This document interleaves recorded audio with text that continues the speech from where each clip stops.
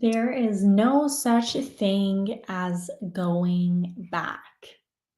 This has been on my mind since I just came to Copenhagen in Denmark. And I'm basically intending to go to the Copenhagen University here to see how the Psychology Institute looks like because I feel called to literally go back to study this. And it brought up this whole philosophy or this um, thought that there is no such thing really as going back. We are always actually going forward, regardless of if it seems like we are going back. And you might have experienced this yourself, right? Where you went home to where you grew up after having been away for a little while or for a longer while, and it felt odd going back. And so you might think to yourself that you're going back to what you used to do and how you used to be, because that's inevitably what we tend to think when we go back to where we have been in the past. But here's a reminder for you that there is no such thing as going back.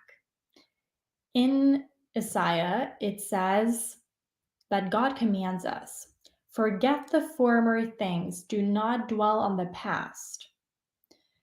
And if not, right, we miss the new thing that God has for us, that He's doing right in front of us. Specifically, I found the scripture here. It says, remember not the former things, nor consider the things of old. Behold, I am doing a new thing. Now it springs forth. Do you not perceive it? I will make a way in the wilderness and rivers in the desert. So you see, it's possible to literally make something out of nothing.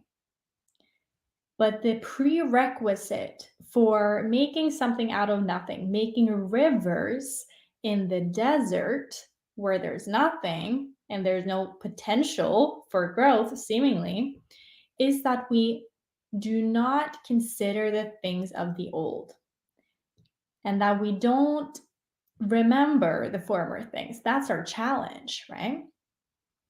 So, whenever you feel as if though you're being pulled back into old habits, you're going back to where you came from, or you're returning to some location, or you feel as if though you're falling back somehow in some way, shape, or form, remember that there is no such thing as going back because you have grown in ways that you probably were not back then. You have more knowledge, more insight, more reflection. You might have some more experience. You might have something of something, you might have something in which is new that is in compared to what you used to have.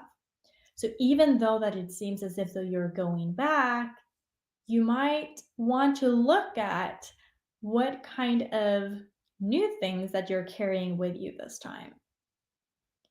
How you've been sculpted from last time up until this point, and what sort of way that God literally have sculpted you up until this point, to the point where now you can look at things differently to what you used to do.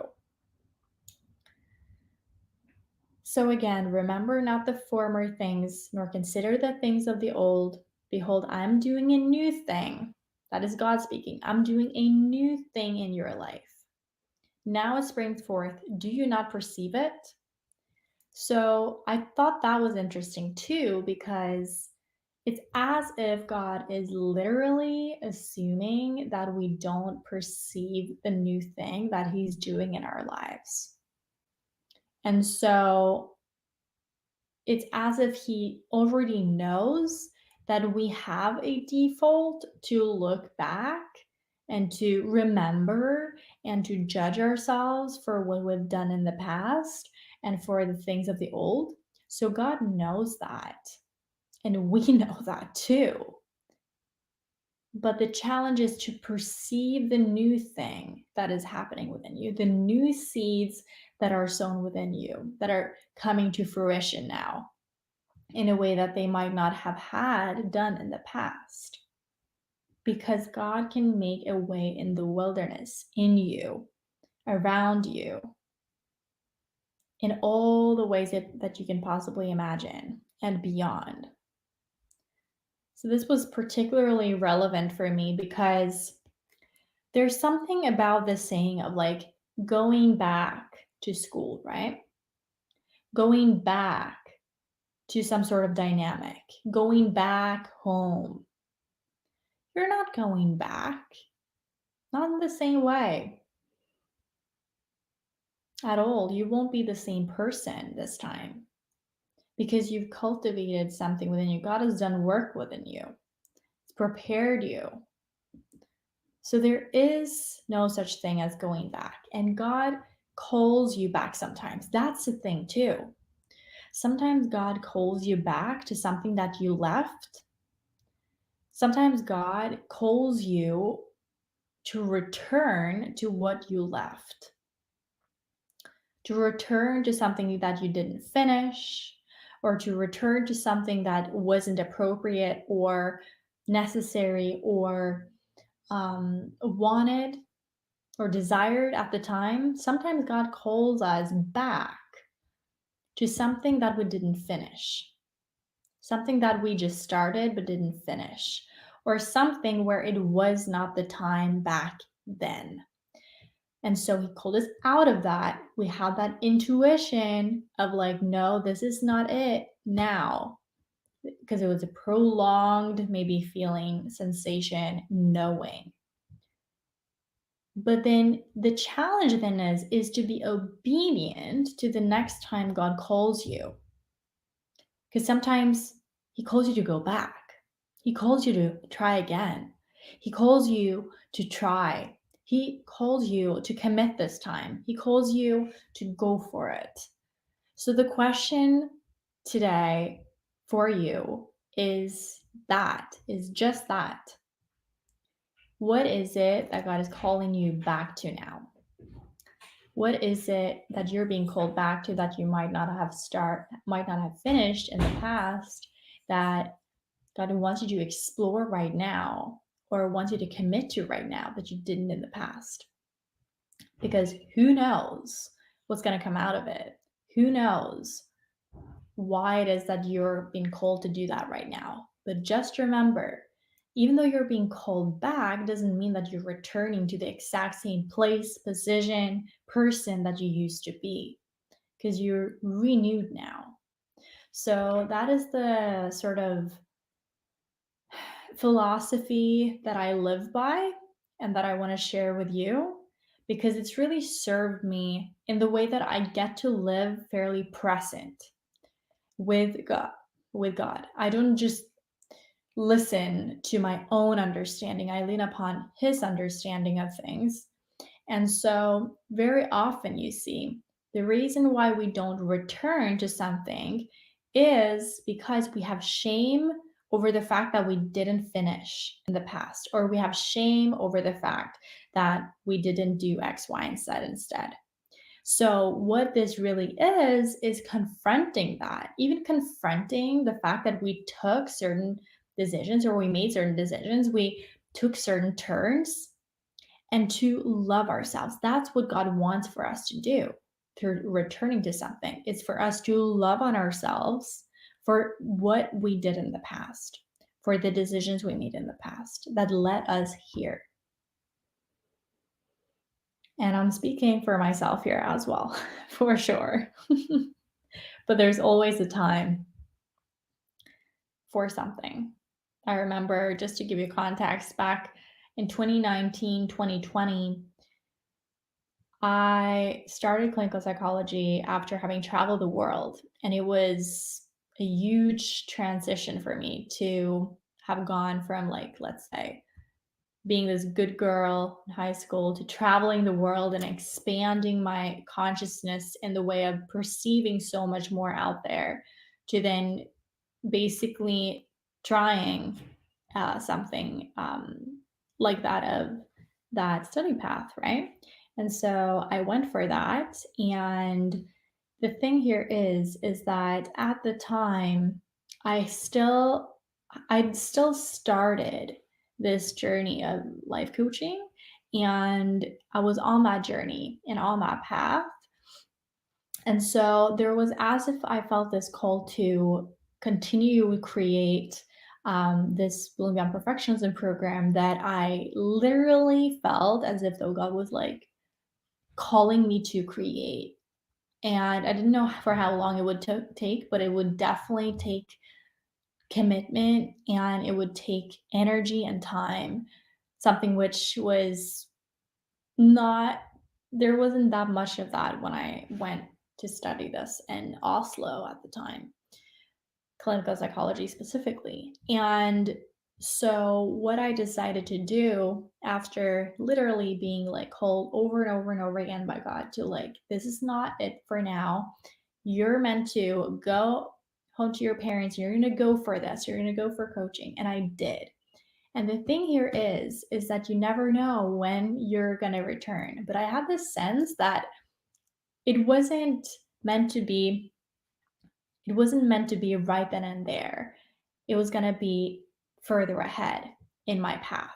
But I was obedient to that call, obedient to the call to quit, to stop, quit, to choose a new path or a path that I had already started, but felt as if there was more to. So I wanted to continue being in the wilderness.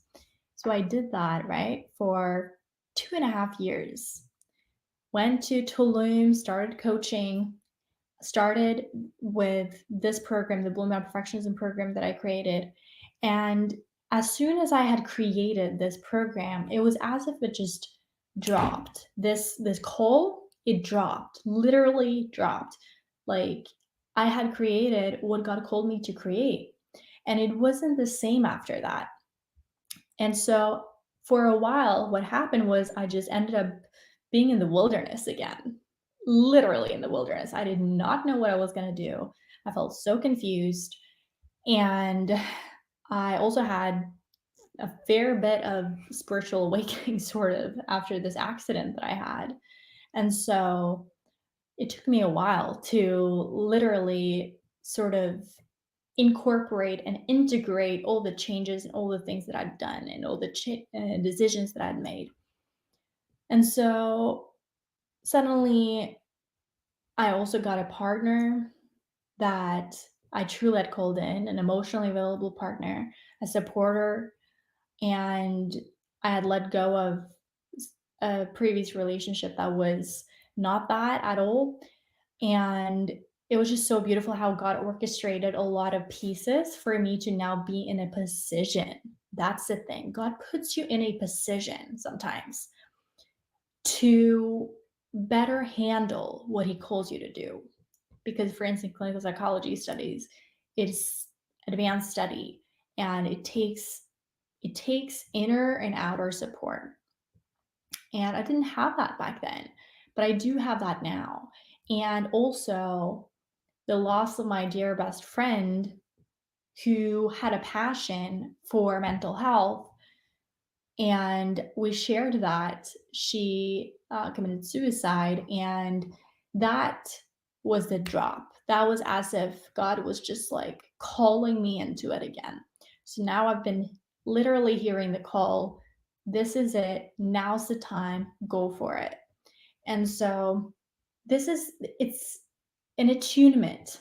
This, it's having faith to start over, start again, return, and go for it again. Loving the self that we were that decided to not continue in the past and go for it again. You are new now. You're made new again, right? I am doing a new thing, God says. Now it springs forward. Do you not perceive it? It's as if we're being called to perceive something, the new thing that is happening in our life. We're being called away from looking at the past and looking at the former things, to not consider the things of the old, but to start fresh. That is what God calls us for all the time, to have courage and faith to return and to know that there's no such thing as going back. You're only going forward from here. You're only going forward. That is the spiritual work. That's the mental, psychological work we're here to do, guys. So that's the message for today. There is no such thing as going back. Consider in what ways it is that you've thought about going back to something. If you are thinking about going back to something, or if God is calling you back to something, and have a look at if you have or carry some shame for not having pursued that back then, or for having let go of something. And that is where truly there is an opportunity for you to practice that you're being renewed. You have been renewed. And there might be something that's matured in you that was not there back then. So that's it for today. Sending you so much love. And I am here for you to support you in having the faith and the courage to return. If you're feeling called to return to something, do not be afraid. There is no such thing as going back. You can go back, but you're still going forward. Trust me, because you're renewed, you're new, you're made new. And you can also join the garden community that I've created for us to grow in that faith together, because it takes faith to return to something and not perceiving it as basically thinking that we are going back, but we're actually going forward. It takes courage to see it like that and to dare to do things over and over and over again until it clicks. That's what I'm passionate about. So you can go to bloomfound.com/garden to join the community. I'd love to see you there. And I will see you tomorrow. Another day in Copenhagen.